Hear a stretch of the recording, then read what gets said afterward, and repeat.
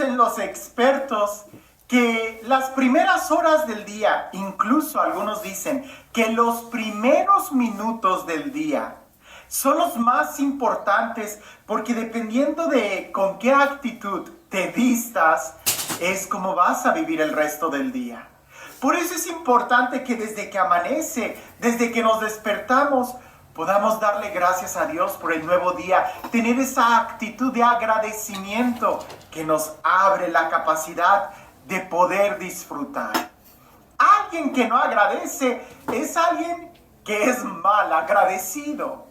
Incluso pudiéramos nosotros decir que lo que también nos da la capacidad de agradecer es vivir en el momento, vivir en el presente, estar conscientes de lo que estamos viviendo justo en este momento, nos ayuda a poder saborear y a darnos cuenta de que estamos en un gran privilegio, de que somos bendecidos por Dios continuamente.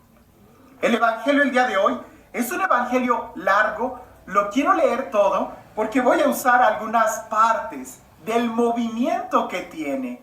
No me voy a detener tanto en las frases, sino más bien en las situaciones que suceden. Es un evangelio que creo que ya casi no lo sabemos de memoria, porque es uno de los favoritos, sobre todo cuando se trata de muchas espiritualidades que hablan de esa relación con el Espíritu Santo. Pero sin más preámbulo, escuchemos lo que dice el evangelio. En aquel tiempo, Jesús fue a Nazaret, donde se había criado.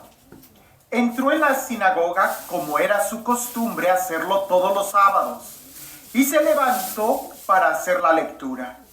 Se le dio el volumen del profeta Isaías.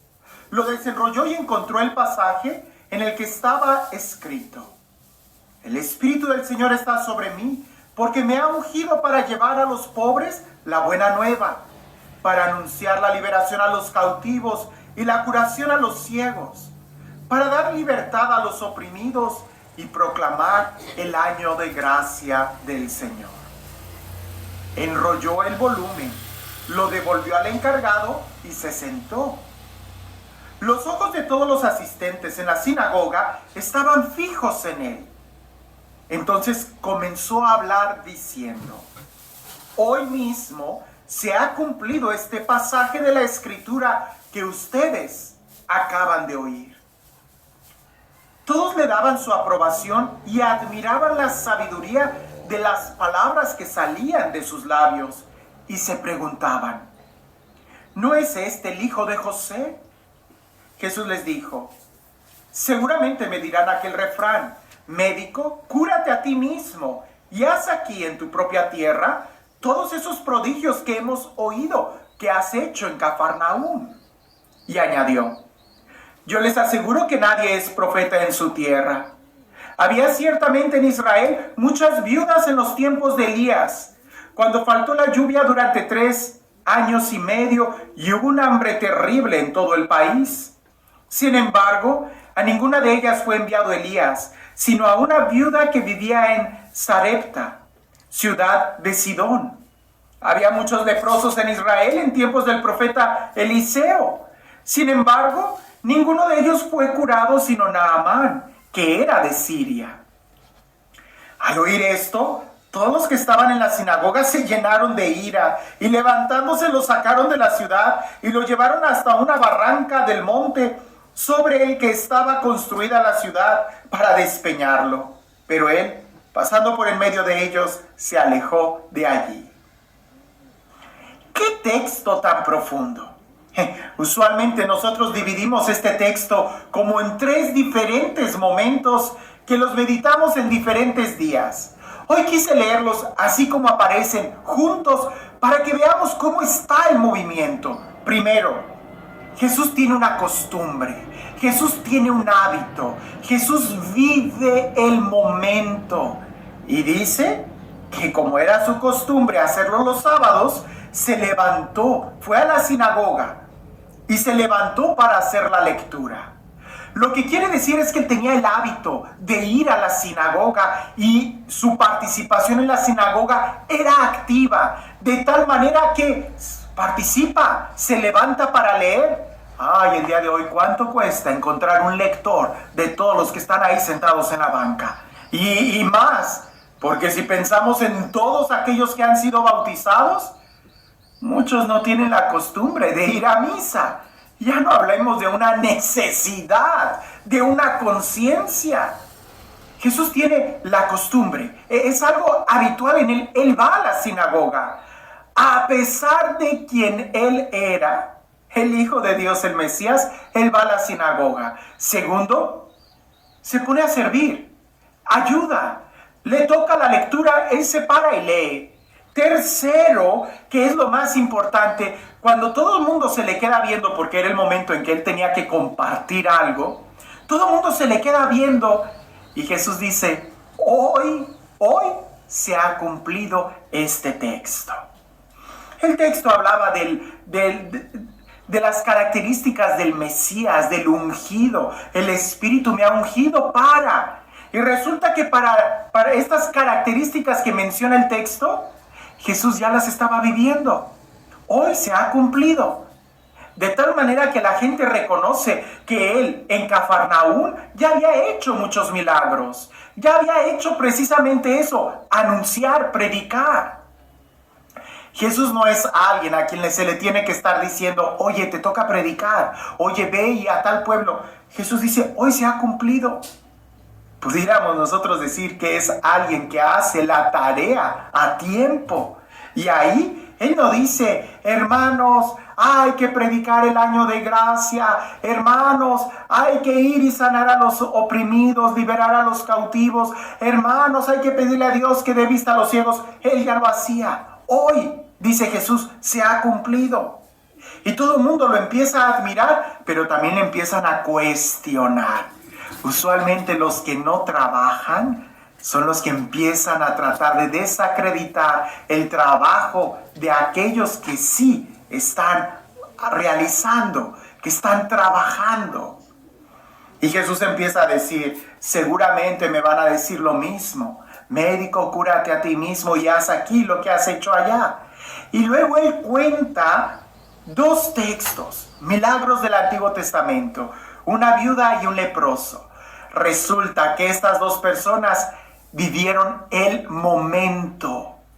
Las dos personas no se quedaron solamente con una actitud tan pasiva de esperar que el día suceda, cambie, no, sino que confiaron y dieron actos y caminaron en fe. Ellos vieron el milagro. Cuando la gente escucha a Jesús hablar de esa manera, por supuesto que se sienten ofendidas. Jesús es alguien que trabaja, que vive el momento. Hoy, Él hace las cosas que tiene que hacer. Y es que en estos días estamos viviendo en la generación del mañana. Y sí, del mañana. No tanto por la tecnología, que ya es una tecnología muy vanguardista, sino por todos los pretextos. Mañana lo hago, mañana voy, mañana arreglo, mañana esto. Y así no vas a hacer nada. Jesús fue capaz de hacer todo lo que él hacía porque él vivía el momento.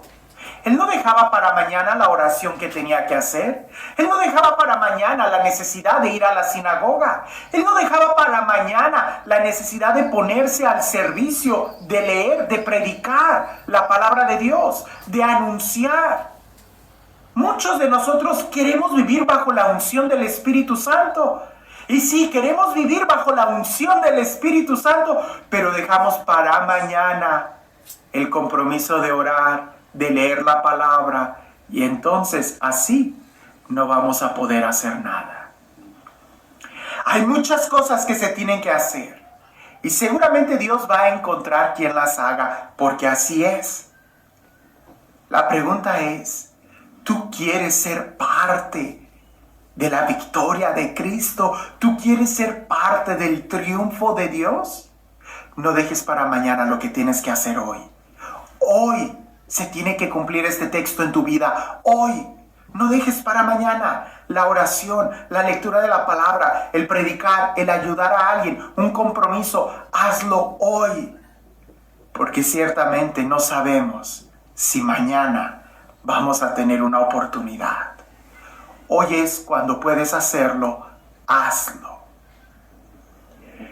Y este Dios, el Dios del amor, el Dios de la vida, el Dios de la paz, el Dios de la resurrección, el Dios del tiempo, el Dios que pronuncia su palabra creadora sobre nosotros, que sea Él quien el día de hoy te bendiga. En el nombre del Padre, del Hijo y del Espíritu Santo. Amén. Hablando de la necesidad de hacer las cosas hoy y no mañana, cuentan que había un monje que era peregrino y una familia lo recibió en su casa para que pasara, comiera, descansara y al día siguiente hiciera otra vez su viaje, su peregrinación. Pero el padre de la familia le dice: hermano, ore con nosotros antes de bendecir los alimentos, háganos el honor de dar gracias por los alimentos y ore por la familia.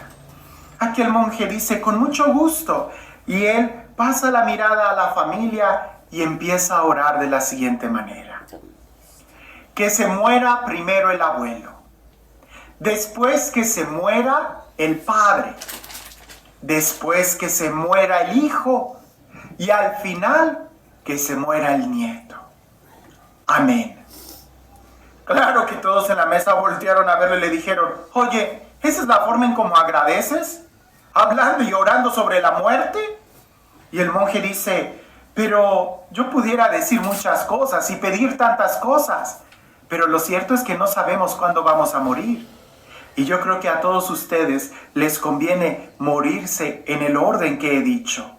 ¿O acaso quisieran que primero se muriera el nieto, el hijo y al final el abuelo? La verdad es que nosotros no sabemos cuándo nos vamos a morir. No sabemos si mañana vamos a tener tiempo. Por eso hagamos lo que tengamos que hacer hoy. Te pudiera compartir una experiencia muy fuerte, porque sé, y de nombres, te podría decir estas 3 señoras que en una ocasión se reunieron y supe la historia de primera mano de una de ellas, de la última. Resulta que una de ellas se enfermó de cáncer y le platicó a las otras 2 amigas que se reunían periódicamente a tomar el café. Y las otras 2 amigas se portaron cortésmente con ella, pero tú sabes que en unas situaciones de ese tipo no sabemos qué decir. Y las 2 insistieron tanto en: ay, pobrecita, te vas a morir, cuánto lo siento, y tu familia. Y empezaron con actitudes así. Y la que estaba enferma se le quedó muy grabado esa actitud. Resulta que una de ellas, a los pocos días, murió en un accidente. Y la otra, a los pocos días de que murió su amiga en un accidente, a ella también le diagnostican un cáncer en la etapa terminal más agresivo y murió antes. La que tenía el cáncer en la primera etapa, cuando les dice a las otras, fue ella quien me dijo a mí lo que le había sucedido a las otras 2, y que ella estaba profundamente agradecida con Dios porque al menos fue capaz de hacer las cosas que tenía que hacer. Yo te pregunto a ti, ¿tú sabes lo que tienes que hacer el día de hoy? No lo dejes para mañana, porque es hoy cuando puedes hacerlo. Que tengas un excelente día.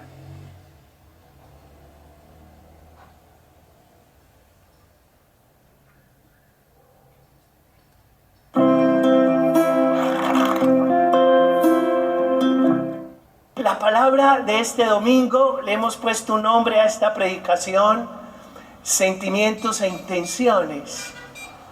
Y ese es el primer punto de reflexión. Sentimientos e intenciones. ¿Por qué? Porque Jesús dice que lo que hace impuro al hombre no es lo que está afuera, sino lo que sale de dentro. Así que no es lo que veo, no es lo que oigo, no es lo que toco, sino lo que albergo mi corazón. Que